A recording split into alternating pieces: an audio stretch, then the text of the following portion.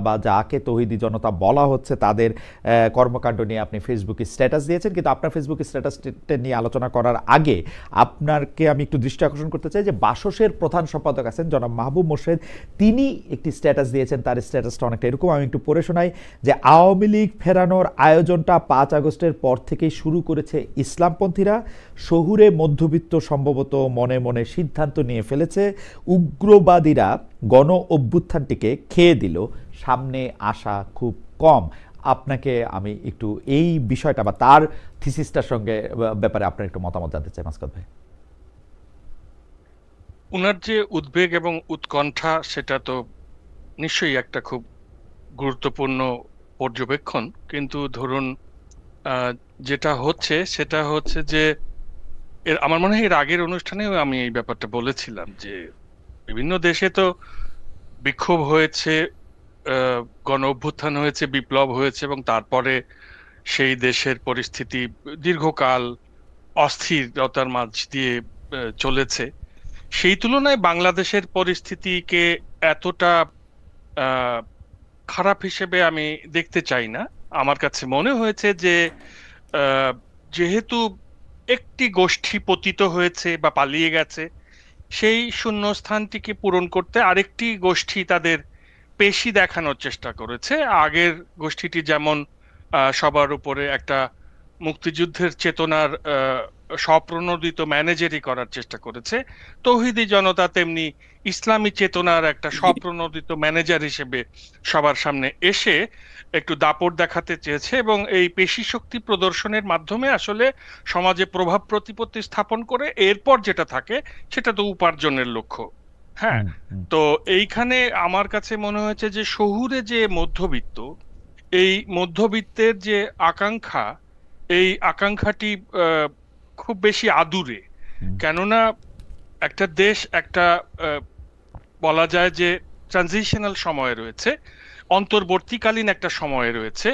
এই সরকারটি অপেক্ষাকৃত কোমল পদ্ধতিতে আমি বলবো যে সরকার পরিচালনা করেছে, যেহেতু এর আগে 15 বছর খুব কঠোরভাবে মাসকাত ভাই, আমি সবকিছু নিয়ন্ত্রণ করা আমি হয়েছে। এই হ্যাঁ। প্রসঙ্গে একটু আসবো। আপনি মধ্যবিত্তের আকাঙ্ক্ষা আদুরেটা যদি আর দুইটা লাইন একটু ব্যাখ্যা করতেন, এবং এই মধ্যবিত্তের আদুরে আকাঙ্ক্ষাকে বাতাস দিতেই কি সরকার কোমল ভাবে পরিচালনা করছে বলে আপনার মনে হচ্ছে দেশ?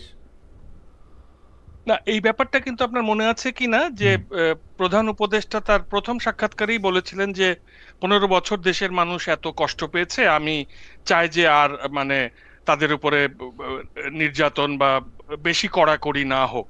নিজেরাই ওই যে নিজেরা উপরে একটা মনোভঙ্গি, ওইটা নিজেরাই নিজেদের উপরে কড়াকড়ি করুক, আমি আর কড়াকড়ি করলাম না। মানে ওইটার একটা হয় না যে সুযোগ নিয়েছে, উনি হয়তো একটা গুডউইল জেস্চার দেখাতে চেষ্টা করেছেন। জি। তো সেইখানে ধরেন যারা, এবং এই তৌহিদি জনতাকে কিন্তু এটা যে গত 1 বছরে মধ্যবিত্ত আবিষ্কার করেছে সে তা নয়। আপনি 2014 সাল থেকেই তাদের কর্মকাণ্ড দেখে রাইট। প্রত্যেক বছর বাউলদের চুল কেটে দিচ্ছে, রাইট। তাদেরকে নির্যাতন করছে, তাদের উপরে ধর্ম পুলিশি করছে। হুম। হ্যাঁ, এইটা পোশাক পুলিশি করছে, এটা কিন্তু অব্যাহতই ছিল। ওকে। কিন্তু গত 1 বছরে তারা বলা যায় যে ওই যে যেহেতু শূন্যস্থান পেয়েছে, আরেকটি শক্তি নেই যারা এসে ওখানে তাদের সঙ্গে প্রতিযোগিতা করবে, সুতরাং আপনার ফাঁকা মাঠ পেলে যা হয় সেখানে তারা দোর্দণ্ড প্রতাপে বিশৃঙ্খলা তৈরির চেষ্টা করছে। মাসকাত ভাই, আপনাকে ধন্যবাদ। আমি একটু কর্নেল কাজী শরীফের কাছে একটু এই বিষয়ে একটু মন্তব্য জানতে চাইবো যে ইসলামপন্থীরা যেই বাসসের প্রধান সম্পাদক জনাব মাহবুব মোর্শেদের যে স্ট্যাটাসটা আমি পড়ছিলাম, সেখানে হচ্ছে যে আওয়ামী লীগ ফেরানোর আয়োজনটা ৫ আগস্টের পর থেকে শুরু করেছে ইসলামপন্থীরা, এবং শহুরে মধ্যবিত্ত সম্ভবত মনে মনে সিদ্ধান্ত নিয়ে ফেলেছে, উগ্রবাদীরা গণ অভ্যুত্থানটিকে খেয়ে দিল। এই ব্যাপারে আপনি একটু ছোট করে মন্তব্য করবেন কিনা আমরা পরবর্তী প্রসঙ্গে যাওয়ার আগে? ধন্যবাদ। ধন্যবাদ চৌকস উপস্থাপক এবং ওয়ার্ল্ড ফেমাস জার্নালিস্ট। সুন্দর একটা কোশ্চেন করেছেন, যেমনটি বলেছিলেন। এই মুহূর্তে আমাদের একটা রাজনৈতিক বড় দল সোকর যারা দীর্ঘদিন ধরে ফ্যাসিস্ট কায়েম করে এই মুহূর্তে তারা দেশের বাইরে অবস্থান আছে। বাট 2008-এ 2001-এ যখন তারা নির্বাচনে ফেল করে, তখনও তারা প্রায় 3 কোটি ভোট পেয়েছিল।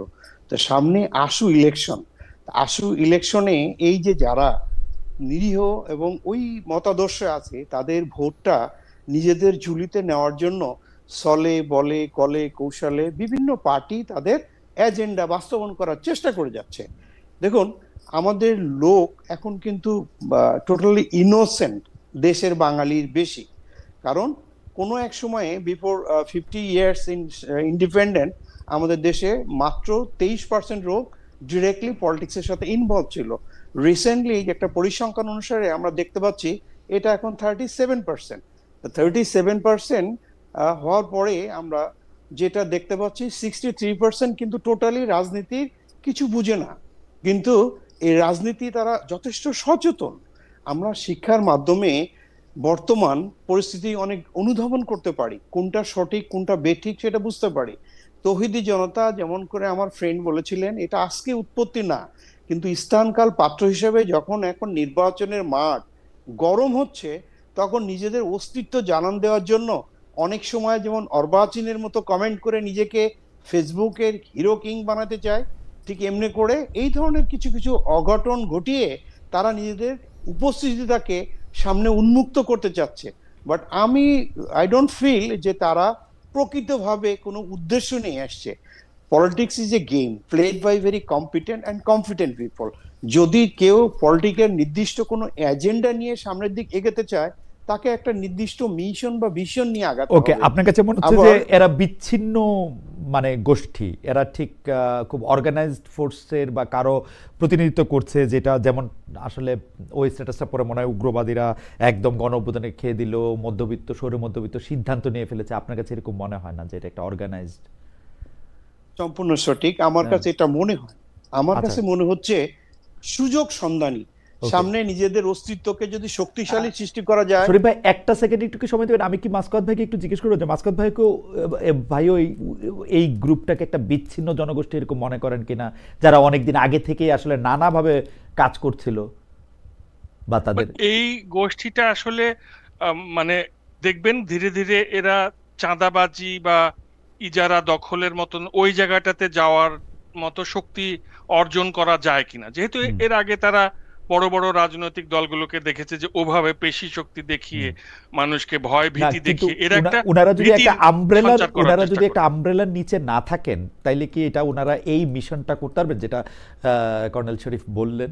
মানে আপনার কাছেও কি মনে হয় যে ওনারা একটু তারা যেহেতু নিজেদের তৌহিদি জনতা বলছে এবং তারা যেহেতু ধর্মের ম্যানেজার হিসেবে আবির্ভূত হয়েছে, কাজেই তাদের একটা হয়তো আন্ডারস্ট্যান্ডিং আছে যে তারা অন্যান্য যে ইসলামপন্থী দলগুলো আছে তাদের কাছ থেকেও এক ধরনের নীরব সমর্থন পেয়ে যাবে। ওকে, আমি একটু কর্নেল শরীফ এই ব্যাপারে মাসকাত আহসান, যিনি আজকে আপনার সঙ্গে সহ আলোচক হিসেবে আছেন, তিনি একটি ফেসবুকে স্ট্যাটাস দিয়েছেন যেটা আমার কাছে খুবই ইন্টারেস্টিং মনে হয়েছে। তিনি বলেছেন, তৌহিদি জনতা বেশিরভাগ অপরাধ করেছে অন ক্যামেরা, সুতরাং ভিডিও দেখে চিহ্নিত করে তাদের আইনের আওতায় নিয়ে আসার দায়িত্ব অন্তর্বর্তীকালীন সরকারের স্বরাষ্ট্র উপদেষ্টার। আমাদের প্রশ্ন, বা আপনি এই মন্তব্যের সাথে সমর্থন জানান কিনা, বা আপনার কাছে কি মানে আপনার মতটা কি যে এই ব্যাপারে কর্নেল কাজী শরীফ? একটু বাড়তি প্রশ্ন হচ্ছে আপনার কাছে কেন মনে হয় যে কেন এটা করা হচ্ছে না? আসলেই কিন্তু তারা কিন্তু অন ক্যামেরা আছে, তাদেরকে চেনা যাইতেছে, তাদেরকে আসলে চিহ্নিত করে শাস্তি দেওয়া হইতেছে কেন? এত কথা কোয়ার দরকারটা কি এর মাঝখানে? আচ্ছা, ধন্যবাদ।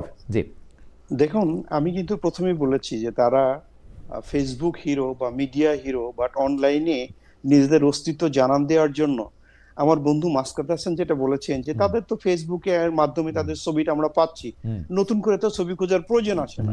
কিন্তু দেশের আইন শৃঙ্খলা পরিস্থিতি বর্তমান একটা স্টেবল পরিস্থিতি আনতে গিয়ে অনেকে হিমশিম খাচ্ছেন। কারণ আমরা জানি যে রিসেন্টলি যে আমাদের বিপ্লবটা হয়েছে গত বছর, তারপরে যে আমাদের পুলিশিং যে ফোর্সটা আছে, তাই পুলিশিং ফোর্সটা একটি ট্রমাটিক ইনজুরির মাধ্যমে তারা সামনের দিকে এগিয়ে যাচ্ছে।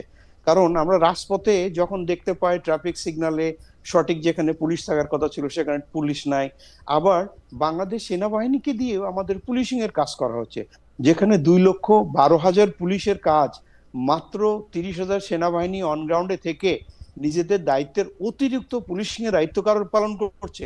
সেই কারণে তারা নির্দিষ্ট একটি গোষ্ঠী বা ফেসবুকে যারা কে কি বলছে তাদের অস্তিত্ব তাকে যখন আইনে আমরা নিতে হবে তখন যথেষ্ট প্রমাণ থাকা লাগবে।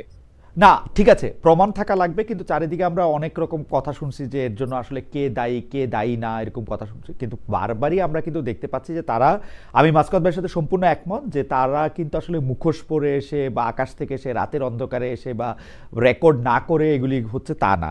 তো আপনি তারা দোষী কি নির্দোষ সেই জায়গায় আমি যাইতেছি না, কিন্তু তারা তো আসলে মানে তাদেরকে তো চেনা যেতেছে, তো তাদেরকে আপনি আইনের সম্মুখীন করবেন কিনা সেটা প্রথম প্রশ্ন হওয়া উচিত না? কিন্তু আমরা এখানে দেখতে পাচ্ছি স্বরাষ্ট্র উপদেষ্টা বলতেছেন, বা স্বরাষ্ট্র উপদেষ্টার পক্ষ নিয়ে একজন বলতেছেন, আরেকজন সংস্কৃতি উপদেষ্টার পক্ষে বা বিপক্ষে বলতেছেন, মানে কারণটা কি? মানে স্বরাষ্ট্র মন্ত্রণালয় কেন তাদেরকে আইনের সামনে নিয়ে আসতেছে না? এটা একটা প্রসেসটা কেন শুরু হচ্ছে না?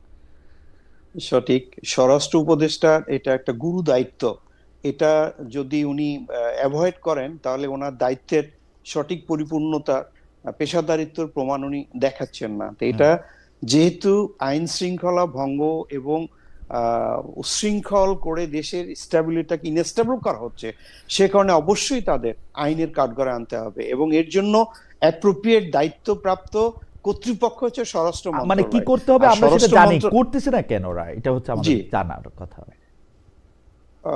হয়তো ইলেকশন বা দেশ লেভেল প্ল্যানিং ফিড বা প্রশিক্ষণ এইদিকে ব্যস্ত থাকায় এদিকে তারা সঠিকভাবে আরেকটু অ্যাটেনশন দেওয়া উচিত ছিল। মাসকাত ভাই, আমি আপনার কাছে একটু ফিরতে চাই এই জায়গা থেকে, যে আপনি মনে করতেছেন যে আপনি কোরআন শরীফকে শুনলেন, আরেকটু কিন্তু ঘটনা হচ্ছে আমরা কিন্তু দুইটা মন্তব্যই শুনতেছি, যে ধরেন বাউল আবুল হোসেনকে গ্রেপ্তার করার পর থেকে তো এই বিষয়ে কথা বেশি শুরু হয়েছে, যে তিনি আসলে এক ধরনের পালাগান করেন, সেখানে প্রশ্ন উত্তর করে একটা জবাব দেন, প্রশ্নের ক্ষেত্রে তিনি আগে মাপ চান, তিনি এক ধরনের রোল প্লে করেন, সেগুলি বাংলাদেশে অনেক আগে থেকে চলে আসতেছে। সেই ভিডিওটার অংশ ধরে তাকে এই সরকার গ্রেফতার করার মধ্যে দিয়ে কি কোনো মেসেজ দিতে চাইলো? আবার কেউ কেউ, আমরা সংস্কৃতি উপদেষ্টারও একটা পুরো ব্যাখ্যা শুনলাম, এবং অকারণেই হয়তো সংস্কৃতি উপদেষ্টার উপর বেশি আঘাত আসতেছে, যিনি মুস্তাফা সরোয়ার ফারুকী বলেই। এই জায়গাটা আসলে আপনি আসলে কীভাবে দেখেন, যে মানে মানে এই এই এই পালাকারের এই ভিডিওর এই অংশটুকু দিয়ে কারো মনে আঘাত যাচ্ছে, আরো বড় হইতে পারে ব্যাপারটা, সেই জন্য তাকে গ্রেফতার করতে হবে, মানে এটা আসলে কিরকম? মানে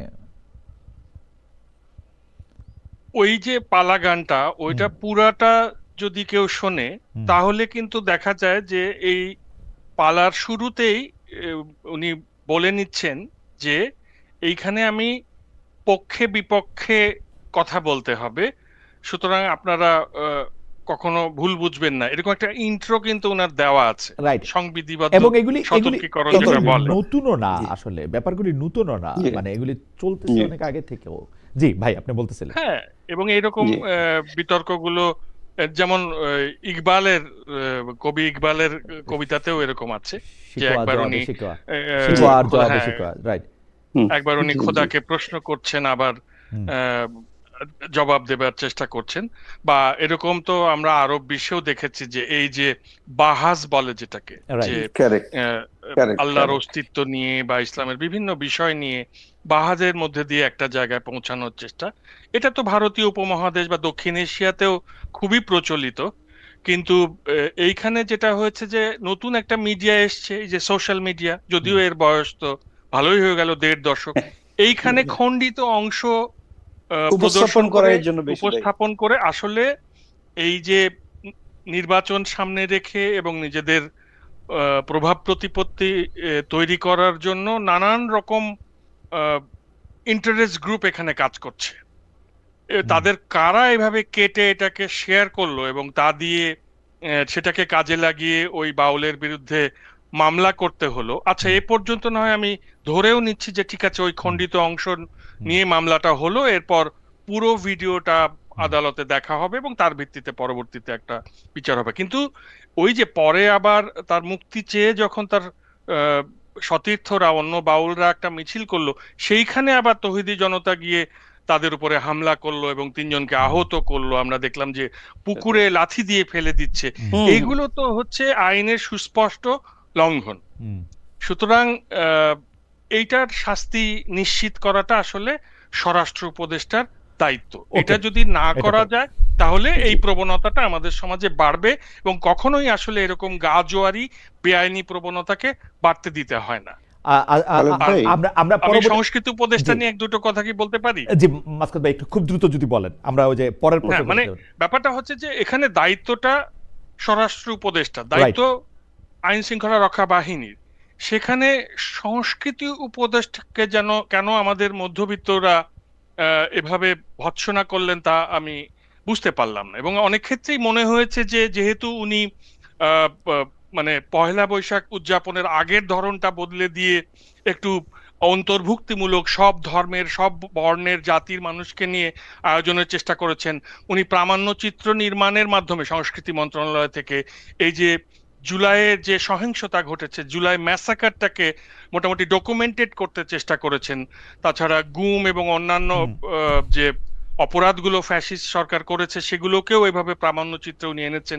এসব কারণে ওনার উপরে ক্ষুব্ধতাটা আসলে এই সুযোগ মতো এই জায়গায় এসে কোনো হ্যাঁ, কোনো গোষ্ঠী প্রকাশ করেছে এমনটাও মনে হয়। আমার খালেদ ভাই, জি আমি জি একটু এ ব্যাপারে একটু কথা বলতে জি চাই। একটু এক মিনিটে যদি বলেন আমাদের পরবর্তী প্রশ্নে আচ্ছা, আমরা যাই। শিওর। জি যেমন একটা হচ্ছে কি যে স্বামী বিবেকানন্দর একটা কথা আছে, যারা মন্দিরে ঈশ্বরের পূজা করেন তারা ধার্মিক, হুম কিন্তু যারা মানুষের সেবা করেন তারা স্বয়ং দেবতা। হুম আবার আমরা ইন্ডিয়ান মোহাম্মদ রফির একটা গান আমরা দেখেছি যে একজন মৃত্যুর পথযাত্রী ফাঁসির আসামি, তার শেষ ইচ্ছা জিজ্ঞাসা করা হচ্ছে কি চাও, উনি 1952 সালে প্রকাশিত মোহাম্মদ রফির একটা সিনেমার গান শুনতে চেয়েছেন মৃত্যুর আগ পর্যন্ত, যদিও এটার যুক্তি বা সত্য কথা খুব বেশি আমার জি জানা নাই। জি but this is culture, this is culture. যখন একটা জিনিস আপনি রেকর্ড করেন, টেলিভিশনে নাটকে দেখান যে এর প্রত্যেকটা চরিত্রের সঙ্গে আমাদের বাস্তবতার কোনো মিল নাই, সেই দৃষ্টিকোণ থেকে আমার বন্ধু সাংবাদিক যেটা বললেন যে এই যখন টোটাল কথা বলতেছে, সে বলছে কি আমার যুক্তির জন্য যুক্তি, কথার জন্য কথা। এটা হচ্ছে কালচারের একটা সৃষ্টি। আমরা যদি কালচারকে অস্বীকার করি তাহলে কিন্তু আমাদের বড় না ধরনের ঠিক আছে, দুর্ঘটনার দিকে আমরা সামনে যাচ্ছি। আমার মনে হয় যে আপনার আপনার আপনার যে পয়েন্ট সেটা আমরা বুঝতে পেরেছি। আমরা পরবর্তী প্রসঙ্গে যাই, যেই প্রসঙ্গটাতে আপনাকে দিয়ে আমরা আলোচনাটা শুরু করতে চাই। খুব দ্রুত যদি আপনি বলেন যে বিভিন্ন সময় বিভিন্ন সরকার আমাদের সমুদ্র বন্দরের টার্মিনাল পরিচালনায় বিদেশি প্রতিষ্ঠান যুক্ত করার চেষ্টা করেছেন, এইটার পক্ষে যুক্তি হচ্ছে যে বন্দরের এফিসিয়েন্সি বাড়ানো, বিপক্ষে পক্ষে আরেকটা যুক্তি হচ্ছে যে যারা এই বন্দর পরিচালনার সাথে রাজনৈতিকভাবে শ্রমিক ইউনিয়ন এবং অন্যান্যগুলির সাথে যুক্ত, তারা আসলে অনেকভাবে চাঁদাবাজির থেকে শুরু করে বন্দর পরিচালনার বিভিন্ন দুর্নীতির সাথেও তারা যুক্ত। আবার উল্টা দিকে গেলে বিদেশিদের কাছে বন্দর তুলে দেওয়া, আমাদেরকে চিরকালের জন্য আসলে বামন করে রাখার একটা চেষ্টা। আপনার কাছে কোনটা মনে হয়? আপনি এটাকে কি মনে করেন? আপনি যদি আমাদের একটু বলেন, আমরা মাসকাত ভাইয়ের কাছেও সেম জিনিসটা একটু জানতে চাই। জি ধন্যবাদ, this is a very good question. একটা দেশের বন্দর হচ্ছে টোটাল এক্সপোর্ট ইম্পোর্টের জন্য করিডোর।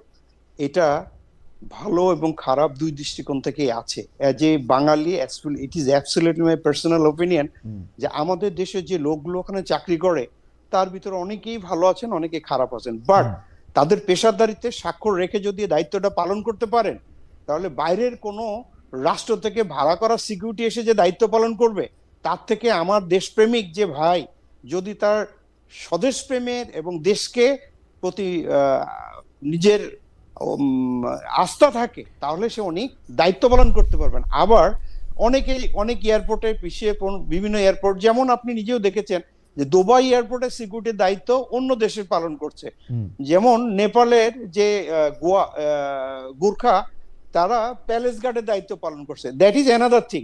কিন্তু আমাদের যে এক্সপোর্ট ইম্পোর্ট বন্দর, এই পথ দিয়ে যদি বাইরের কোনো কিছু বা সিকিউরিটি থাকে, সেটা যদি বাইরের অনেক বড় ধরনের কোনো জিনিস আছে, বাট এট দ্য লাস্ট সবচেয়ে বড় যে ইম্পর্টেন্ট থিং, যে এই মুহূর্তে অ্যালার্মিং থিং, যে অন্তর্বর্তীকালীন সরকারের কি এত বড় দায়িত্ব নেওয়া ঠিক?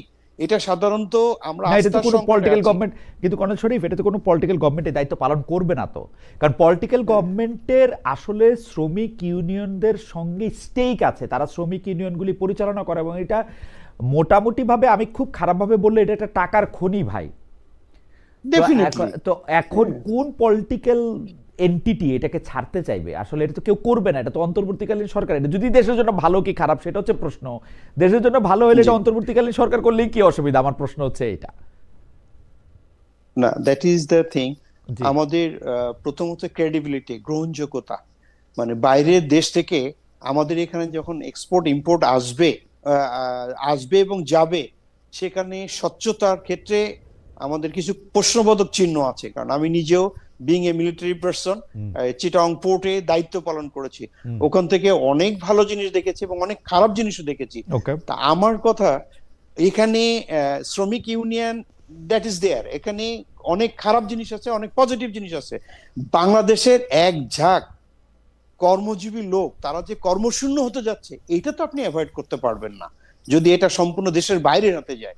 তা এই দৃষ্টিকোণ থেকে আমাদের করিডোর, যেমন কোনো একটা মিডিয়াতে দেখতে পেলাম যে কিডনি যখন মানুষের পাচার করতে হয় তখন বাইরে অনেক সুন্দর সুন্দর কথা বলতে হয়, যে 2টা কিডনির একটা যদি তুমি দান করো তো সেটা কোনো সমস্যা নাই, তুমি সুস্থ জীবন লাইভ করবা। কিন্তু আসে একটা কিডনি দিয়ে দিলে তুমি বেশ কিছু পয়সাও পাবা, তারপরে একটা কিডনি কিন্তু বিক্রি করে দেওয়া হয়। এখন আমাদের যারা বিশেষজ্ঞ regarding this aspect, who all are expert, they should think in positive way, যে বাইরের লোক এখানে আসা এটা যে খুব বেশি খারাপ, দ্যাট ইজ নট। আবার দেশের লোক দিয়ে যে নেগেটিভ ওয়েতে চালাবে, it is not positive thing. স্বচ্ছতার মাধ্যমে যারা এই দায়িত্বটা পালন করবে দেশের। আমরা যদি প্রশ্নটাকে এরকম করি যে আপনি এই বন্দর বিদেশিদেরকে দেয়াটা সমর্থন করেন কি করেন না, অন্তর্বর্তীকালীন সরকারের দেয়াটাকে? আমি অন্তর্বর্তীকালীন সরকারের মাধ্যমে এই প্রসিডিওরটা আমার দৃষ্টিতে সমীচীন না। কর্নেল শরীফ, আপনাকে ধন্যবাদ। আমি একটু মাসকাত ভাইয়ের কাছে যেতে চাই। মাসকাত ভাই, এই অন্তর্বর্তীকালীন সরকারে যারা আছেন তাদেরকে কিন্তু আগে থেকেই বলা হচ্ছিল যে তারা হচ্ছে সাম্রাজ্যবাদ, পুঁজিবাদ, বিদেশি বিভিন্ন জায়গার মধ্যে থেকে তারা পুরো বাংলাদেশটাকে আসলে একটা আন্তর্জাতিক ব্যবসার বা আন্তর্জাতিক রাজনীতির, গ্লোবাল রাজনীতির একটা ক্ষেত্র বা একটা হান্টিং গ্রাউন্ড হিসেবে দেখেন। এটা তাদের বিরুদ্ধে সমালোচনা, এবং তারা এই সমালোচনাটার পক্ষে বা ওই সমালোচনাটার পালে হাওয়া দিতে তারা এই কাজগুলি করার ব্যাপারেই তাদের বেশি আগ্রহ।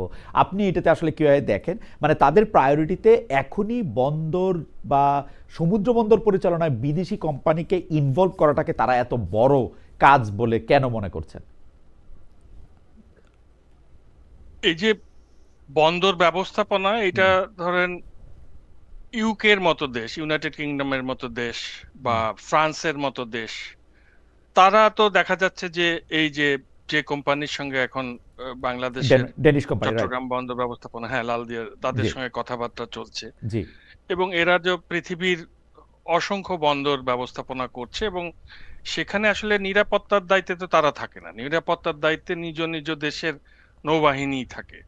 এখানে যেটা হয় যে সেটার যে অটোমেশন, সেটার যে টেকনোলজিক্যাল উন্নতিগুলো, সেগুলো করে এই তারা লোকাল লোকজনকে রিক্রুট করেই কিন্তু ট্রেনিং দিয়ে কাজ করায়। এটা তো আমরা আন্তর্জাতিক বিভিন্ন বন্দরের, দুবাইয়েও তো সব তো আর কি ইউরোপের লোক এসে ওখানে কাজ করে নাকি, স্থানীয় লোকদেরকেই ওখানে কাজে লাগানো হয়, এমনকি বাংলাদেশের লোকও সেখানে রয়েছে। তো আমার কাছে মনে হয় যে এই যে ধরুন ওই বন্দরকে কেন্দ্র করে যে ইন্টারেস্ট গ্রুপ রয়েছে, যারা 54 বছর ধরে ওখান থেকে চাঁদা তোলে, নানানভাবে আয় উপার্জন করে বেশ ধনী হয়, এটা তাদের একটা রেগুলার ইনকামের জায়গা, এবং এগুলোতে পলিটিক্যাল ইন্টারেস্ট গ্রুপগুলো বা পলিটিক্যাল পার্টিগুলোর যারা নেতা, তাদেরও একটা অংশগ্রহণ রয়েছে। তো এই কারণে কখনোই কোনো পলিটিক্যাল গভর্নমেন্ট এই দিকটা চিন্তা করেনি যে বাংলাদেশ যে এই যে শিল্পে, গার্মেন্ট শিল্পে এত উন্নত হয়েছে, এখানে এই অর্ডার সাপ্লাই গুলো দ্রুততার সঙ্গে করতে পারলে তাহলে এই সেক্টরটা আরো বেগবান হতে পারে। এই চেষ্টা তো করতে দেখিনি। ওই সব ক্ষেত্রে ওই আবেগটাকে নিয়ে আসা হয় এবং সাম্রাজ্যবাদকে গালিগালাজ করা হয়। আমার কাছে মনে হয় যে এইসব মানসিকতা যদি আমরা ত্যাগ না করি, তাহলে কিন্তু ওই বারবার আমাদেরকে ওই নানান রকম প্যারানয়ার ভূতের গল্পের করেই কাটাতে হবে। মাসকাত ভাই, আমি শুধু 2-3টা জিনিসের ক্ষেত্রে আপনার এখানে দৃষ্টি আকর্ষণ করতে চাই। আপনি ইউকে বা ফ্রান্সের কথা বললেন যে ডেনিশ কোম্পানি ওইখানে তো কাজ করতেছে, কিন্তু আপনি জানেন যে ইউরোপীয় কাঠামোগুলো অন্য আরেকটা কন্ট্রাক্টর নিয়োগ করার ক্ষেত্রে তাদের ক্ষেত্রে এটাতে তাদের বেশি একটা ঝামেলা নাই, কারণ তাদের ওইখানে শ্রমের বা শ্রমিকদের যে দাম বা শ্রমিকদের যে ওইটা তাদের মানে ইউকের একটা লোক ফ্রান্সে গিয়ে কাজ করুক, ফ্রান্সের একটা লোক ডেনমার্কে গিয়ে কাজ করুক, এটা তাদের বেশি একটা করে না। যেই কোম্পানিকে তারা সুবিধাজনক মনে করে সেই কোম্পানির ক্ষেত্রে করে। কিন্তু বাংলাদেশের ক্ষেত্রে ঘটনাটা এরকম না। আমাদের কিন্তু তাদেরকে একটা বড় অঙ্কের টাকাই আসলে এই কোম্পানিটা এখান থেকে নিয়ে যাবে আমাদের টাকা, যেটা আমরা আসলে নিজেরা ব্যবস্থাপনা করলে এটা করতে পারতাম। আর রাজনৈতিক দলগুলো যে চুরি বাটপারি বা শ্রমিক ইউনিয়নের সঙ্গে যে কোটারি স্বার্থটা রাখে, আমার মন্তব্য হচ্ছে ইচ্ছা করলে ওইটা কিন্তু বন্ধ করা যাইত, ওইটার একটা সিস্টেম অ্যাডমিনিস্ট্রেট করা যাইতো, অন্য জায়গা থেকে কিছু লোক নিয়ে আসার দরকার ছিল না। মাসুদ ভাই, এটা নিয়ে আপনি একটু মন্তব্য করবেন কিনা, যে হ্যাঁ এটা ঠিকই আছে, যে মানে আমি এটা স্বীকার করি যে ওই বন্দর নিয়ে তো অনেক চলে এটা, কিন্তু ইউরোপের উদাহরণ দিলাম তো আমরা একটু আগে, কিন্তু আপনি ধরেন আফ্রিকার কথা চিন্তা করেন বা গালফ স্টেট গুলোর কথা চিন্তা করেন, সেসব জায়গাতেও তো এই বন্দর পরিচালিত হচ্ছে এবং সেখানে তো স্থানীয়রাই কাজ করে। ওই বিদেশি কোম্পানি থেকে খুব অল্প সংখ্যক লোক আসে যারা প্রশিক্ষণ দিয়ে এদেরকে তৈরি করে। আসলে ধীরে ধীরে এরকম প্রক্রিয়ার মধ্যে দিয়ে দেখা যেত আমাদের মানব সম্পদটাই উন্নত হতে পারত, কারণ আমরা তো আসলে মানে টেকনোলজি ট্রান্সফার না হলে, আমরা উন্নত ম্যানেজমেন্ট যদি না দেখি, তাহলে তো আমরা ওই যেভাবে চলছে সেভাবেই মানে একটা বিয়ে বাড়ির দাওয়াতের মতো করে যে ব্যবস্থাপনা আমাদের, ওই ইনফর্মাল ব্যাপারটাই চলতে থাকবে এবং তাতে আমাদের গতি স্লথ হবে। আমরা ঠিক আছে, আমার মনে হয় আমরা পরবর্তী প্রসঙ্গে যাই, তার আগে দর্শকদের কাছে আমরা জানতে চাইছিলাম একটি মন্তব্যের ব্যাপারে তাদের মতামত। সে যে মন্তব্যটি হচ্ছে এরকম: যারা নতুন মাত্রার জুলুম ও সহিংসতা করে বেড়াচ্ছেন তারা ফেসিবাদের পুনর্জাগরণের জন্য দায়ী থাকবেন, বলেছেন তথ্য উপদেষ্টা মাহফুজ আলম।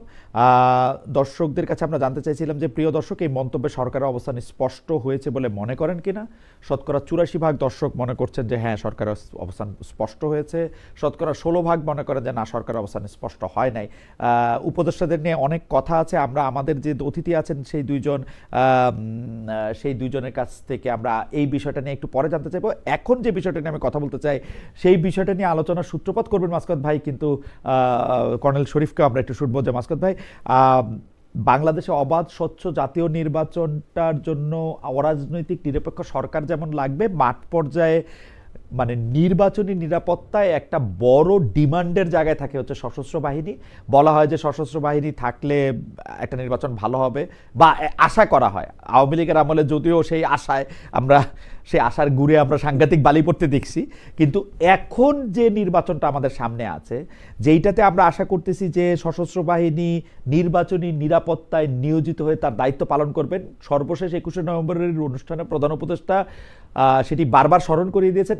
আপনি কি মনে করেন, আপনার আস্থা আছে কিনা এই আর্মি রাস্তায় থেকে একটি লেভেল প্লেইং ফিল্ড, একটি ভালো নির্বাচন পরিচালনা করতে সিভিল প্রশাসনকে সাহায্য করবে? মাসকাত ভাই, আমরা কর্নেল শরীফের কাছ থেকেও জানতে চাইব। এটি আমার পর্যবেক্ষণে যেটা মনে হয়েছে সেটা হচ্ছে 2024-এর জুলাইয়ের প্রথম দিকটাতে, মানে আমি বলবো যে এই অভ্যুত্থান শুরু হবার প্রথম দিকটাতে কারফিউ জারি করার পর কিছু সশস্ত্র বাহিনীর সদস্যের দেখা গেছে যে তারা সরকারের দায় অর্ডার পালন করছে, কিন্তু তারপরে যে আমরা দেখলাম যে দেশের জনগণের পক্ষে দাঁড়িয়ে যাওয়া বাংলাদেশের সশস্ত্র বাহিনীর সদস্যদের, সেটা তাদেরকে কিন্তু এই জুলাই বিপ্লবের অংশ করে ফেলেছে।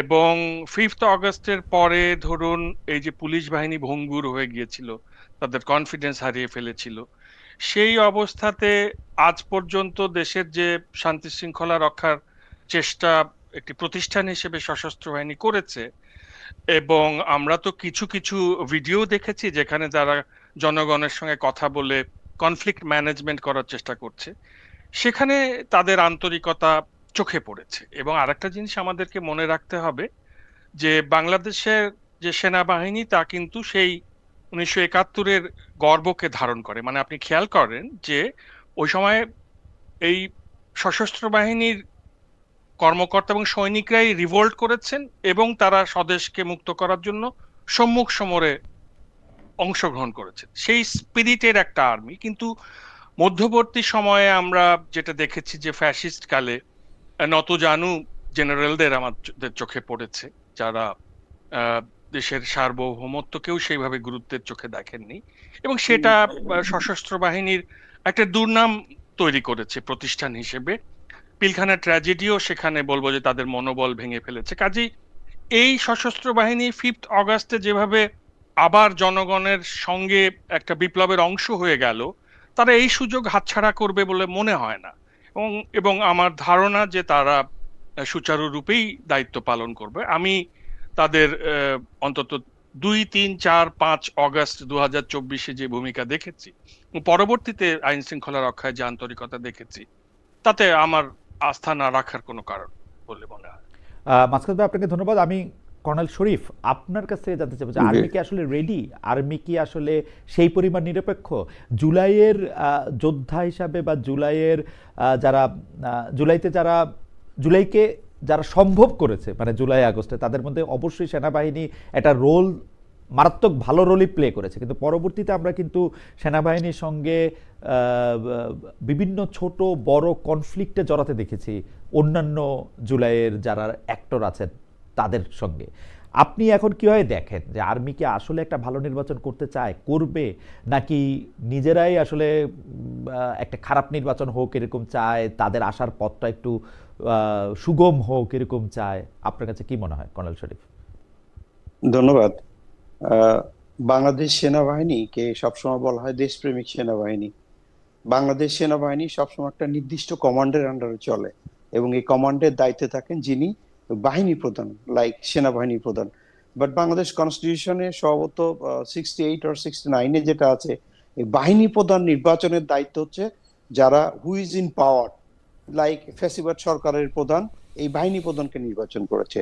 তা আমার বন্ধু একটু আগে সেনাবাহিনী নিয়ে এত সুন্দর সুন্দর কথা বললেন, একজন প্রাক্তন সেনা সদস্য নিয়ে আমি অত্যন্ত গর্বিত।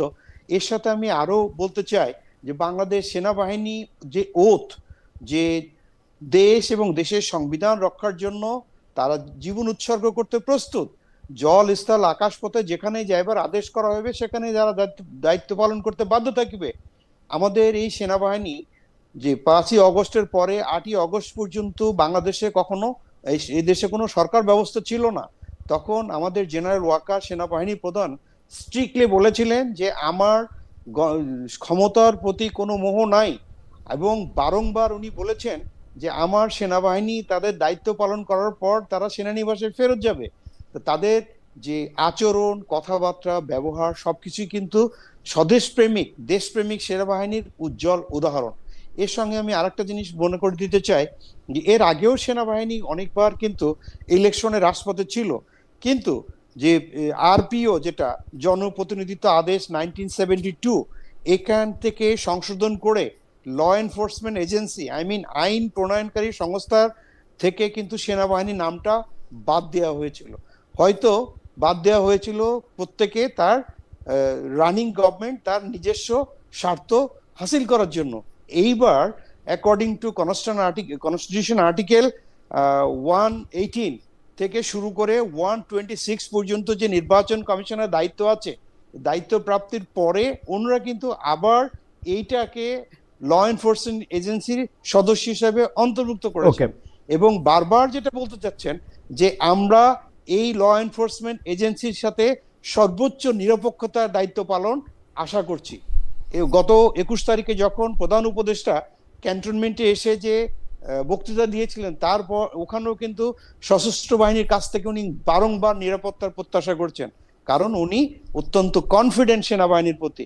বাট কিছু কিছু গোষ্ঠী আছে যে সেনাবাহিনীকে বারংবার বিতর্কিত করছে, যেটা সত্যি অত্যন্ত বেদনাদায়ক। এই ব্যাপারে আমাদের সকলকে সচেতন থাকতে হবে। কর্নেল শরীফ, আমাদের একটা কৌতূহল আছে যে আমরা কিন্তু আওয়ামী লীগের হয়ে সাবেক প্রধানমন্ত্রী শেখ হাসিনা, যিনি আদালতের রায়ে খুনি হিসেবে বিবেচিত হয়েছেন, বা তার যে তিনটা ইলেকশন, এর মধ্যে যদি 14, 18, 24 আমরা বলি, সেই ইলেকশনের সময় তার এই ইলেকশনটি নির্বিঘ্নে করার জন্য এই সেনাবাহিনী তাকে সাহায্য করেছে, আমি এরকম বলব, কোনো সময় দাঁড়িয়ে থেকে কোনো সময় অ্যাক্ট করে।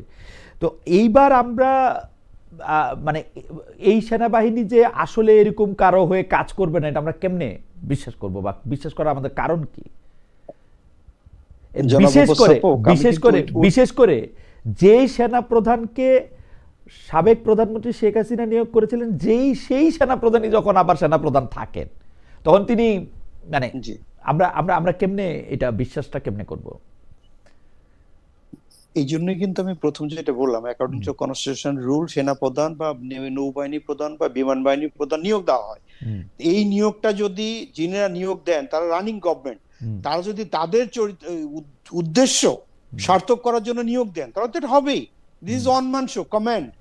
আর এখন যারা আমাদের যে উচ্ছৃঙ্খল, আমার বন্ধু যেটা বললেন, সেনাবাহিনীর কিছু উচ্চাভিলাষী জেনারেলরা তাদের ব্যক্তিগত উদ্দেশ্য সার্থক করার জন্য ডিজিএফআই কিন্তু বাংলাদেশ সেনাবাহিনীর অংশ নয়।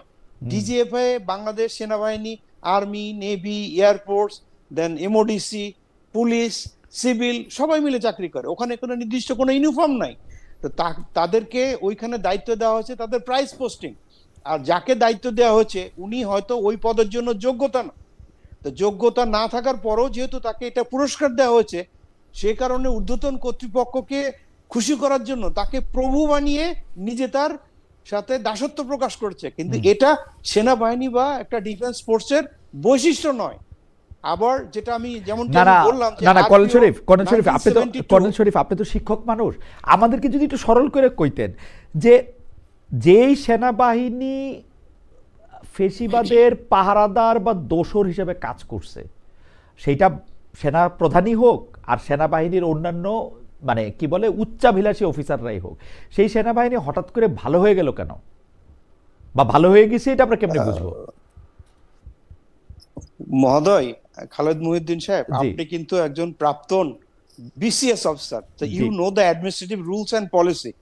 অ্যাজ এ সচিব যদি কোনো ডিসি সাহেবের একটা নির্দিষ্ট কোনো আদেশ দিয়ে থাকেন, ওনাকে আদেশটা পালন করতে হয়। ঠিক এমনি করে সেনাবাহিনী প্রধান যদি জেনারেল অফিসার কমান্ডিং জিওসি দের এই আদেশ দিয়ে থাকেন, that order comes up to bottom. উপর থেকে যখন আদেশ বা নির্দেশ যদি করাপ্টেড হয়, তাহলে সাধারণ জনগণ বা সাধারণ সেনাবাহিনীর সদস্যকে কখনোই আইনের কাঠগড়ায় তোলা সঠিক হবে না। ওকে ওকে, আপনাকে ধন্যবাদ। আমি মাসকাত ভাই, আপনার কাছে কি আমি নতুন প্রসঙ্গ নিয়ে আসবো নাকি আপনি এই ব্যাপারে এই প্রসঙ্গে একটু বলার আছে। সেটা হচ্ছে যে ধরুন মইনুল আহমেদ, যেভাবে আমরা এটা ভারতের সাবেক পররাষ্ট্রমন্ত্রী ও প্রেসিডেন্ট প্রণব মুখার্জির আত্মজীবনীতে দেখেছি। হ্যাঁ, ওই যে সেখান থেকে দিল্লি থেকে ঘোড়া উপহার নিয়ে এসে যেভাবে বাংলাদেশকে একটা ছায়া উপনিবেশ হিসেবে তৈরি করলেন, বা তারপরে আমরা পিলখানায় তার যে নিষ্ক্রিয়তা দেখলাম, এবং এরপরের যে সেনা কর্মকর্তারা তারাও অন্ধভাবে ফ্যাসিজমকে এখানে আমার একটা ছোট্ট অ্যানেকডোট আছে। এইটা হইলো যে জেনারেল মঈন কিন্তু পরে অস্বীকৃতি জানাইছেন যে প্রণব মুখার্জির কাছে তিনি এরকম কোনো কথা বলেন নাই। তার লেখালেখির মধ্যেও তিনি বলছেন যে এটা বলেন নাই, ওইটা উনি বানায় বানায় বলছেন। আমার কাছে মনে হয়েছে প্রণব মুখার্জিরে বিশ্বাস করার থেকে আমি বরং জেনারেল মঈনের কথাটা বিশ্বাস করছি বেশি, কারণ আসলে এটা প্র্যাকটিক্যালি এটা লজিক্যাল না। মানে প্রণব মুখার্জিকে গিয়ে উনি বলবেন যে আমার চাকরিটার ব্যাপারে একটু শেখ হাসিনাকে বলে দেন, আর উনি বলবেন যে হ্যাঁ আমি বলে দিছি। এটা জানি কেমন too good to be true. না, পরবর্তীতে ব্যাপারটা আমরা সেরকমই দেখলাম না যে আচ্ছা, ফলটা তাই হয়েছে। সুজাতা সিংকে তো আমরা দেখলাম যে এরশাদকে ডিকটেট করার চেষ্টা করছে, তাই না? তাই সুজাতা সিং, তারপরে ওখানে তারেক সিদ্দিকী, উনিও তো একজন জেনারেল, উনি যেরকম করাপশনের মধ্যে নিয়ে গেলেন এবং সেনাবাহিনীতে মেধা ও যোগ্যতার পরিবর্তে তেলাঞ্জলি দেয়া এবং দলীয় আনুগত্যকে যেভাবে প্রধান করে তুললেন, অর্থাৎ এই যে ক্রমান্বয়ে অপেক্ষাকৃত ব্যক্তিত্বহীন এবং অদেশ প্রেমিক এবং টাকা পয়সার প্রতি বেশি আগ্রহী বা ক্ষমতার প্রতি আগ্রহী লোকদেরকে ধীরে ধীরে যে প্রমোশন দিয়ে সামনে নিয়ে আসে, এইভাবে এই প্রতিষ্ঠানকে তারেক সিদ্দিকীর নেতৃত্বে ধ্বংস করে দেয়া হয়েছে। সেই ধ্বংসস্তূপ থেকে আসলে ওই 2, 3, 4, 5 অগাস্টে এই সশস্ত্র বাহিনীটি আবার উঠে দাঁড়িয়েছে। এবং তাহলে এই যে শেষ সুযোগ জনগণের জন আস্থা অর্জনের এবং সুনাম পুনরুদ্ধারের, সেই সুযোগটা এই সেনাবাহিনী কি আর হাতছাড়া করতে চাইবে? মানে সেটাই আমার কাছে আর কি প্রশ্ন। আপনাকে ধন্যবাদ মাসকাত ভাই। আমি পরবর্তী প্রসঙ্গে যেখানে যেতে চাই সেটা হচ্ছে যে আপনারা জানেন যে চট্টগ্রামের একজন জামায়াত নেতা, চট্টগ্রামে চট্টগ্রামে একজন জামায়াত নেতা নির্বাচনের সময় প্রশাসনের দলীয় প্রভাব ধরে রাখার ব্যাপারে বা দলীয় ভাবে কিভাবে কাজ করতে হবে সেভাবে তার একটা যে ইচ্ছা বা বাসনার কথা তিনি জানিয়েছেন। এটার আবার পুলিশ প্রশাসন এটা খুব সাংঘাতিকভাবে প্রতিবাদ করেছেন। জামায়াতের কেন্দ্রীয়ভাবে জামায়াত ইসলামীও কেন্দ্রীয়ভাবে বলেছে যে তার এই বক্তব্য তারা সমর্থন করে না। কিন্তু সম্প্রতি ঢাকা ও চট্টগ্রামের মহানগরের যে দুই পুলিশ প্রধান তারা গুলি এবং ব্রাশ ফায়ারের ব্যাপারে যে নির্দেশনা দিয়েছেন তাও আপনি দেখতেছেন। সেক্ষেত্রে পুলিশের বা যারা সিভিল প্রশাসন আছেন, শরীফ ভাই, আপনি তাদের কে আসলে কিরকম দেখছেন? তাদেরকে নিরপেক্ষ মনে হইতেছে কিনা? রাজনৈতিক দলগুলি কিন্তু তাদের ডিজায়ার জানায় ফেলছেন। তারা কি রাজনৈতিক দলগুলি কিন্তু এইটা বলতেছে না যে আওয়ামী লীগ যেরকম করতো আমরা সেরকম আর করবো না, তারা বরং বলতেছে আওয়ামী লীগ যেগুলি করতো সেগুলো এখন আমরা করব। এটা এনসিপি হোক, বিএনপি হোক, জামাতে ইসলামী হোক, তাদের ডিজায়ারটা ইন্টেনশনটা আমরা এরকমই দেখতে পাচ্ছি যে তোমরা এতদিন আওয়ামী লীগের হয়ে কাজ করছো, এটা খারাপ কাজ করছো, এখন আমাদের হয়ে কাজ করো, তাহলে এটা ভালো হবে। ধন্যবাদ। আমরা এমন এক পরিস্থিতিতে দেশে বসবাস করছি, প্রচন্ড আস্থাহীনতার আস্থার সংকটে বসবাস করছি। কারণ কোন দেশ যখন সঠিকভাবে দাঁড়িয়ে থাকে মেইনলি তিনটা পিলার উপরে, একটা হচ্ছে এক্সিকিউটিভ, একটা লেজিসলেটিভ, আর একটা হচ্ছে জুডিশিয়ারি। এখানে এক্সিকিউটিভের ভিতরে টোটাল আমাদের শুধু ম্যাজিস্ট্রেট, ডিসিএসপি নয়, আমাদের পুলিশ প্রশাসনও আমাদের অ্যাডমিনিস্ট্রেটিভের ভিতরে পড়ে। সেই অ্যাডমিনিস্ট্রেটিভ প্রশাসনটাকে যদি এমন ধিক্কার ভাবে বলা হয় যে অমুক সরকার বা আমি যতদিন আছি আমার কথা চলবে না, এটা ওটা, এটাকে আমি এত বেশি ইম্পর্টেন্ট দিচ্ছি না। ওই সেম মিডিয়া হিরো বা বর্তমান বিতর্কিত হওয়ার জন্য বা দেশ বিদেশে পরিচিত হওয়ার জন্য মাঝে মাঝে যে ওয়ার্ল্ডে কিছু কাজ করে, সাইপ্যাথ যেমন করে কোন স্কুলে ঢুকে 10 জন 15 জন বাচ্চাকে গুলি করে মারে, সমগ্র ওয়ার্ল্ডে শিরোনামে আসার জন্য আমার মনে হচ্ছে এই দৃষ্টি। কারণ সচেতন ব্যক্তি যাদেরকে আমরা আইন প্রণয়নকারী সংস্থার সদস্য হিসেবে আইন যারা তৈরি করেন পার্লামেন্টের সদস্য হিসেবে তৈরি করব, তাদের যদি মানসিকতা এটা হয় তাহলে উনি দেশের আইন নিয়ে কি খেলবেন আর দেশের আইনই বা কি তৈরি করবেন? এটা সত্যি হাস্যকর। মাসকুদ ভাই, আপনি যদি এই ব্যাপারে একটু মন্তব্য করেন তাহলে আমরা পরবর্তী প্রসঙ্গে যাই। আসলে এত বছরেও কেন যে নির্বাচন কমিশনের নিজস্ব কর্মকর্তা ক্যাডারটা তৈরি করা গেল না, যারা ধরেন আপনার রিটার্নিং অফিসার হতে পারেন? জনপ্রশাসনের উপরে আসলে ওই 15 বছরের নানান রকম ভোট, তার মধ্যে যে লাইলাতুল ইলেকশন বা রাতের ভোট, এ সমস্ত দেখার পর জন আস্থা ফিরে আসা খুব কঠিন। বলা যায় যে এই ইলেকশনটাই হতে যাচ্ছে তাদের অ্যাসিড টেস্ট, যে এই পুলিশ এবং প্রশাসনের কি কোনো মনোজগতে পরিবর্তন ঘটেছে, নাকি তারা যেভাবে দেখেছে যে আগে তারা একটি রাজনৈতিক দলকে অন্ধ সমর্থন দিয়ে নিজেদের আখের গুছিয়েছে, সামনেও আরেকটি রাজনৈতিক দলকে জোর করে ক্ষমতায় নিয়ে গিয়ে আবার আখের গুছাতে চাইছে। কাজেই এখন এটা বলাটা আসলে আমি ওই যে যেটা বলে যে জ্যোতিষশাস্ত্র চর্চার মতো হবে। ওকে, লেটস সি কি রেজাল্ট আসে, আউটকাম দেখে আমরা বলতে পারবো। পরবর্তী প্রসঙ্গে আমি যেতে চাই, এটা কর্নেল শরীফকে দিয়ে শুরু করতে চাই, যে সেটা হচ্ছে যে আপনি জানেন যে গত সপ্তাহে বাংলাদেশের জাতীয় নিরাপত্তা উপদেষ্টা খলিলুর রহমান দিল্লিতে ভারতের জাতীয় নিরাপত্তা উপদেষ্টা অজিত দোভালের সঙ্গে বৈঠক করেছেন। আমরা এই পর্যন্ত এই বৈঠকটা সম্পর্কে যা জানি সেটা হচ্ছে যে বৈঠকটা 45 মিনিট স্থায়ী হয়েছিল এবং দুই দেশের সম্পর্কের গুরুত্বপূর্ণ বিষয় তাদের মধ্যে আলোচনা হয়েছে।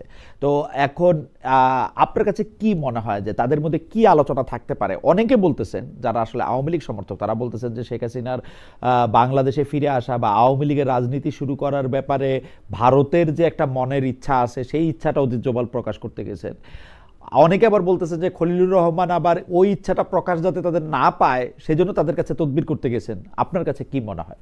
আপনার কর্নেল দেখেন, this is a very challenging and important question because out of two countries their security conference that is very very important. আমাদের যে খলিলুর রহমান উনি গিয়েছেন, উনি নিরাপত্তা উপদেষ্টা, ওখানে অজিত দোভাল যিনি আছেন, তা আমি সবাই জানি যে মিটিং এর অস্তিত্ব 45 মিনিট হয়েছিল, কিন্তু তার আগে যে প্রাক এবং উনি যে আগে গিয়েছেন অফিসিয়ালি যে ডিপ্লোম্যাট হিসেবে যে কথা মানুষ বলে যে অন দ্য স্পটে যেটা কথা বলে তার আগে বা পরে বেশি কথা হয়। আমাদের একটু বেশি ইম্পর্টেন্স দিতে হবে যে কথাগুলো মিডিয়াতে এসছে সেটার গ্রহণযোগ্যতা থেকে প্রি এবং পোস্ট, কারণ উনি আগে গিয়েছেন এবং পরে এসছেন, এইটা নিয়ে আমাদের রিসার্চ করতে হবে। কোন দেশের ভিতর সম্পর্কের জন্য আমাদের diplomat, then information, then technology and military movement, যেহেতু এটা ডিফেন্স রিলেটেড, এই দৃষ্টিকোণ থেকে আমাদের ডিপ্লোম্যাটের ব্যাপারটা খুব, যদিও এটা বাইলেটারাল ইস্যু না, এটা হচ্ছে সিকিউরিটি কনসার্ন নিয়ে। রিসেন্টলি আমাদের একজন সর্বোচ্চ কোর্ট যে প্রাক্তন প্রধানমন্ত্রীর ফাঁসির আদেশ দিয়েছে, তারপর পরই কিন্তু এই ঘটনা, এটা আমাদের কিন্তু সত্যি ভাবিয়ে তোলে এটার ভিতর প্রকৃত রহস্যটা কি। মাসুদ ভাই, আপনার কাছে কি মনে হয় সরকার এগুলিকে, আসলে আমরা সরকারকে খুব প্রকাশ করতে দেখি না, এখন কার্ডে দুইটা জিনিস আছে, ঢাকা চায় যে হাসিনাকে ফেরত নিতে, শেখ হাসিনাকে ফেরত নিতে, অন্যদিকে ভারতকে আমরা প্রায় দেখছি যে বাংলাদেশে অন্তর্ভুক্তিকালীন নির্বাচন চায়, যেটার আসলে বিটুইন দ্য লাইন্স অর্থ হচ্ছে আওয়ামী লীগকে নির্বাচনে নাও। আপনি কোনটা মনে করতেছেন? আসলে খলিল সাহেব কি দোভাল সাহেবের সাথে বৈঠক করলেন এগুলি এজেন্ডা নিয়ে, অন্য কোনো বিষয় নিয়ে? কি মনে হয় আপনার, নির্বাচনের বড় প্রভাব আসবে? যেহেতু ওনারা অফিসিয়ালি তেমন কিছু জানালেন না, তবে ওই যে বিভিন্ন মিডিয়া বিশ্লেষণ থেকে কিছুটা আঁচ করা গেল। তার মধ্যে অবশ্য অনেক মিডিয়া আছে যারা অনেক বাড়িয়ে টাড়িয়ে লেখে, কিন্তু যতটুকু বোঝা গেল তা হচ্ছে যে বাংলাদেশের পক্ষ থেকে তো এটা অবশ্যই একটা কনসার্ন যে ধরুন মৃত্যুদণ্ডপ্রাপ্ত আসামি উনি তো আছেনই দিল্লিতে, সেটাও আবার ধরুন ওই ওসামা বিন লাদেন পাকিস্তানে লুকিয়ে থাকা বা মোল্লা ওমর আফগানিস্তানে লুকিয়ে থাকার মতো নয়, এটা রীতিমতো ভিআইপি মর্যাদায় লুটিয়েন্সে বসে বাংলাদেশে অডিও ভাষণ দিয়ে নানান জায়গায় না, ভিআইপি মর্যাদা মনে নাই, থাকলে তো এতদিন একটা প্রেস কনফারেন্স সাংবাদিকদের সাথে কোন একটা বৈঠক টৈঠক কিছু একটা তো করতেন উনি। আমার মনে হয় না তিনি ভিআইপি মর্যাদায় আছেন। লুটিয়েন্স প্যালেস বলা হচ্ছে, তো এটাকে বলা হচ্ছে, কিন্তু এখন পর্যন্ত কোনো প্যালেস টেলেসের ছবি দেখি নাই আমরা। মানে উনার তো একটা স্বাভাবিক প্রতিক্রিয়া হইতো যে উনাকে আটকে না রাখা হইলে যে উনি তো একটা প্রেস কনফারেন্স করতেন, আমার এটা এরকম মনে হয়, যেটা তাকে করতে দেওয়া হচ্ছে না। অডিওটা তো আপনি এখন জেনেভা কনভেনশন অনুসারে আপনি মানা করতে পারবেন না, কিন্তু আপনি তো তাকে প্রেসে কথা বলতে দেখতেছেন না। প্রেস বলতেছে বটে যে তার, কিন্তু ইমেল ইন্টারভিউ আপনি জানেন দ্য ওয়ার্স্ট ফর্ম অফ, মানে কিন্তু পৃথিবীর তো ক্রেডিবল মিডিয়াগুলো সেটাই চেপেছে, তাই না? ইমেল ইন্টারভিউ চাও একদম বাধ্য হয়ে শেষ মুহূর্তে আর কিছু না হইলে তারা ছাপে। কিন্তু আসলে আপনার মাঝে মনে হয় না যে উনার একজন সরকার প্রধান উনি ছিলেন, প্রতিবাদের মুখে দেশ ছেড়ে পালিয়ে যেতে বাধ্য হয়েছেন, তাকে বিদেশি প্রেস আসলে তার সাথে কথা বলার কথা, আগ্রহ জানানোর কথা, এবং তার নিজেরও আসলে বেশ কিছু কথা বলার কথা যেগুলি আসলে উনি অডিও মেসেজের মাধ্যমে বিভিন্ন লোককে বলছেন, সেটা ইন্টারন্যাশনাল প্রেসকে তার বলার কথা না সামনাসামনি এসে। আমার কাছে সেই জন্য মনে হয় উনি ভিআইপি মর্যাদায় নাই, উনি বন্দী আছেন, সেটা আমার মনে হয়, এবং তার এই স্বাধীনতা নাই প্রেসের সঙ্গে কথা বলার। যাই হোক, আমরা ওখানে ফিরে আসি যে এখানে আসলে কিন্তু যেটা আমরা দেখেছি যে গত বছর 5 আগস্টের পর থেকে ভারতের প্রশাসন, বুদ্ধিবৃত্তিক মহল কেউই তো আর এই অন্তর্বর্তীকালীন সরকারটিকে স্বাগত জানায়নি এবং তারা এটাকে গ্রহণই করতে পারেনি। সুতরাং সেখানে আমি বলবো যে এই যে বাংলাদেশের নিরাপত্তা উপদেষ্টা সেখানে গেছেন একটা কনফারেন্সে যুক্ত হতে, সাইডলাইনে কথা বলেছেন ভারতের নিরাপত্তা উপদেষ্টার সঙ্গে, এটা বরং ভালো। সামনাসামনি কথা বললে কিছুটা হয়তো মেঘ সরে যায়। আসলে আমার কাছে আরেকটা আপত্তির জায়গা লাগে যে আমরা গত সরকারকে যেমন মানে ভারতের প্রতি একটা নতজানু অবস্থানে দেখেছি, এই সরকারকে আমার এরকমই লাগে। আমার কাছে কেন জানি মনে হয় প্রপারলি কথা না বলে ঢাক ঢাক গুড় করে কেমন জানি কোনো বিষয়ে পারমিশন স্লিপ সিক করতে যায়। খলিলুর রহমান সাহেব অজিত দোভালের সাথে কি নিয়ে বৈঠক করতে গেছেন সেইটা এজেন্ডা পাবলিকলি জানাইতে পারবেন না, মানেটা কি আমি বুঝি না। কিন্তু এটা সঠিক, রাইট, এটা কিন্তু আসলে স্পষ্টভাবে স্টেটমেন্ট দেয়া উচিত ছিল। তাহলে আমি শেখ হাসিনাকে ফিরিয়ে আনতে যাচ্ছি, দরকার হতো না। আমি শেখ হাসিনাকে ফিরিয়ে আনতে যাচ্ছি, আমার এজেন্ডার মধ্যে এই দাবিটা থাকবে, এটা বলতে অসুবিধা কি? একই সিস্টেম, কিন্তু শেখ হাসিনার খালি ওই গিয়া বলে না আর কি। আমাদের আগের পররাষ্ট্রমন্ত্রী দিল্লি গিয়া বলতো যে শেখ হাসিনাকে আরেকবার একটু ক্ষমতায় রেখে দেন, ও গিয়া বলে না আর কি, বলে কিনা তাও জানি না, বলতেও পারে। আমরা এটা আসলে এই বৈঠকে কি হয়েছিল তা ইলেকশনের রেজাল্টের পর বুঝতে পারবো না, আসলে বলে তাই। আমরা হচ্ছে যে এই সর্বশেষ যে প্রসঙ্গে একটু যেতে চাই সেইটি হচ্ছে যে আমরা সাংবাদিকদের সম্পর্কে একটি বড় দলের মহাসচিব এই কথা বলেছেন। মাসকাত ভাই, আপনাকে দিয়ে শুরু করি আমরা, না শরীফ ভাইকে দিয়ে শুরু করি, মাসকাত ভাইকে দিয়ে আমরা শেষ করবো না।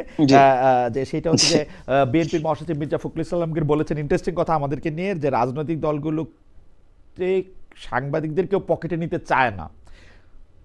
মানে এটা নিয়ে আমার দুই কথা আছে, সাংবাদিকদের কেউ পকেটে নিতে চায় কি চায় না, কিন্তু উনি বলছে যে চায় না। কিন্তু আপনারা যদি পকেটে ঢুকে যান তখন কিন্তু দ্যাট বিকাম এ প্রবলেম। আমি তাকে কোট করলাম। আমরা আসলে তার এই বক্তব্য থেকে সাংবাদিকদের কি বার্তা নিব, যে সাংবাদিকরা মানে এইটা মনে হয় যে গত 15 বছরে, তার আগে, বর্তমানে, ভবিষ্যতে স্বেচ্ছায় পকেটে ঢুকে যাওয়া সাংবাদিকরাই কি সব নিয়ন্ত্রণ করবে, যেহেতু এটাকে তিনি একটা প্রবলেম বলতেছেন, এবং কার পকেটে ঢুকতেছে বা কার পকেটে ঢুকে যাবে, মানে এটি কি বলতেছেন আর কি, আমি এটা শুনতে চাই। বাই দ্য ওয়ে, আমি বলে রাখি ওই অনুষ্ঠানে আমরা একজন সাংবাদিক সাথে আমার কথা হয়েছে, তিনি কিন্তু আমারে বলছেন যে আমি পকেটে ঢুকিনি, ঢুকতে চাইনি, ঢুকতে চাই না। আমার কথা হইল ওইখানে যারা অন্য সাংবাদিক ছিলেন তারা কি এটা প্রকাশ্য বলতে পারতেন এই কথাটা, বা বললেন না কেন যে আমরা আসলে পকেটে ঢুকতে চাই না, পকেটে ঢুকি নাই আগেও, ভবিষ্যতেও ঢুকবো না? শরীফ ভাই। ধন্যবাদ জনাব খালেদ ভাই। সাংবাদিক একটা পেশা, একটা ওয়ার্ল্ড ফেমাস পেশা। শুধুমাত্র এই পেশার জন্য ওয়ার্ল্ডে অনেক ব্যক্তি আছেন যাদের ব্যক্তিত্বের মাধ্যমে ওয়ার্ল্ডে আইকন হয়ে আছেন। আবার সেই সাংবাদিকই যে প্রফেশনাল, এই পেশাটার মাধ্যমে মানুষ তার ব্যক্তি স্বার্থকে জলাঞ্জলি দিয়েছেন। এটা দুটোই আমরা দেখেছি। যেমনটি গত গভর্নমেন্টের কথা বলেছিলেন, গত গভর্নমেন্টের যে ফ্যাসিস্ট গভর্নমেন্টের, আচ্ছা বাই দ্য বাই শরীফ ভাই, আমাদের একজন দর্শক লিখছেন আপনি নিজেই নাকি আওয়ামী লীগের মাগুরা শাখায়, মাগুরায় আপনি আওয়ামী লীগ করেন বা করতেন, ইজ ইট ট্রু? আমাদের অনেক দর্শক অনেকবার লিখতেছেন।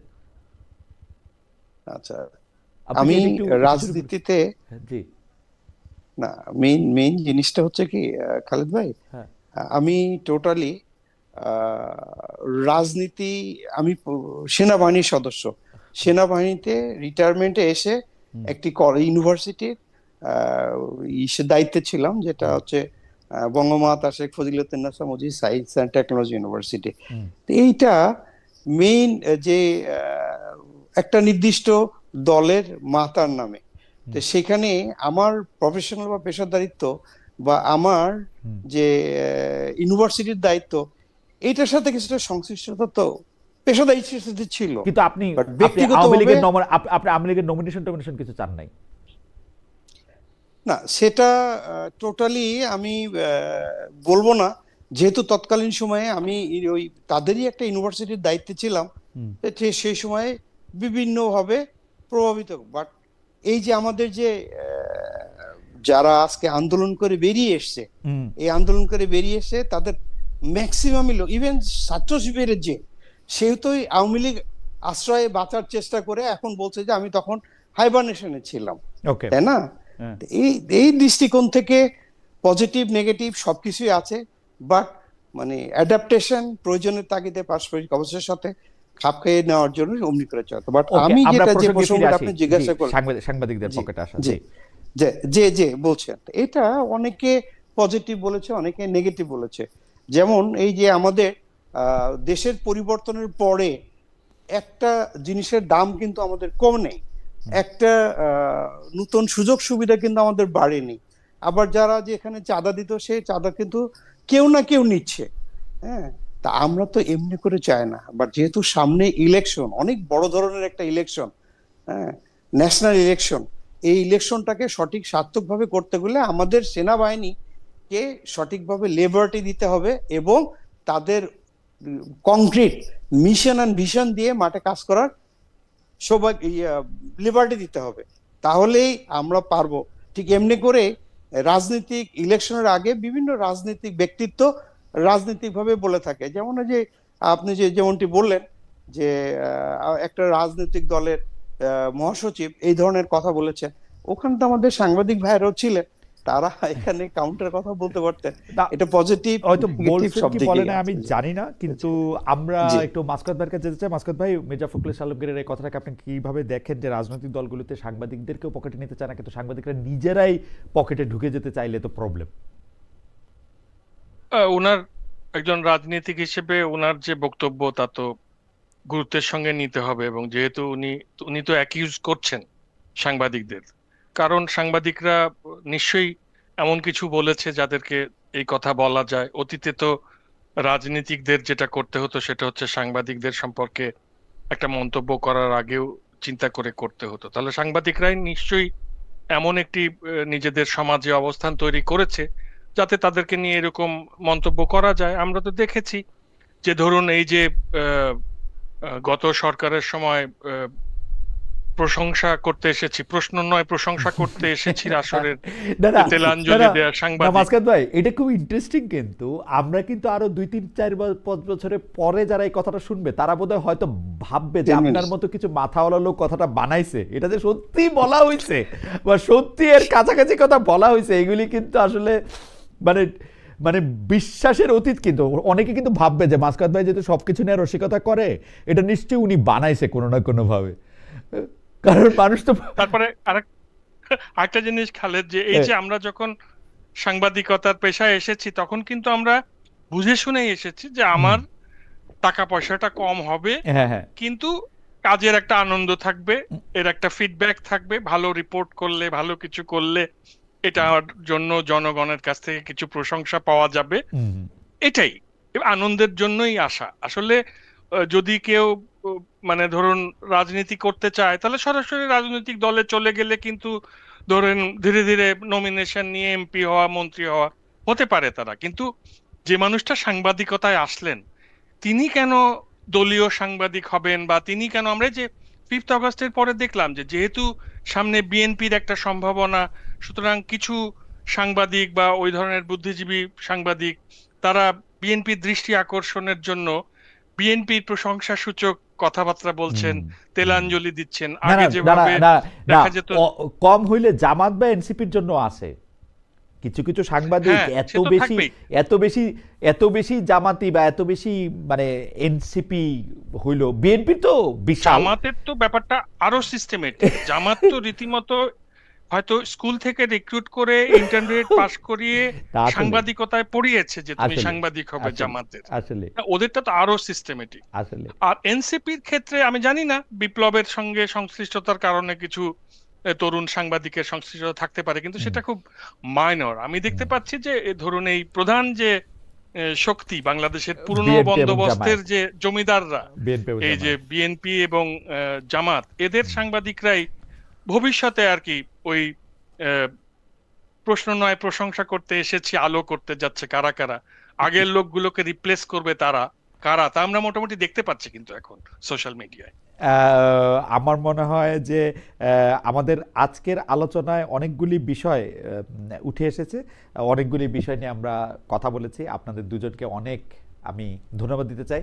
আপনার যদি কর্নেল শরীফ, আপনার যদি এই প্রসঙ্গে কোনো 1-2 লাইন যদি কোনো কিছু বলার থাকে আপনি যদি বলে অনুষ্ঠান আমরা শেষ করে দিতে চাই, এটা শেষ প্রসঙ্গ ছিল। ধন্যবাদ। আমি প্রথম থেকে যেমনটি বলেছিলাম যে আমাদের দেশের মাত্র 37% লোক রাজনীতি সচেতন, বাট 100% লোক আমরা নিশ্চিত নিরাপত্তার ভিতর দিয়ে শান্তিপূর্ণ জীবন চালাতে চাই। এটার জন্য আমাদের প্রয়োজন সহমর্মিতা, আমাদের একজন আরেকজনের প্রতি শ্রদ্ধাবোধ।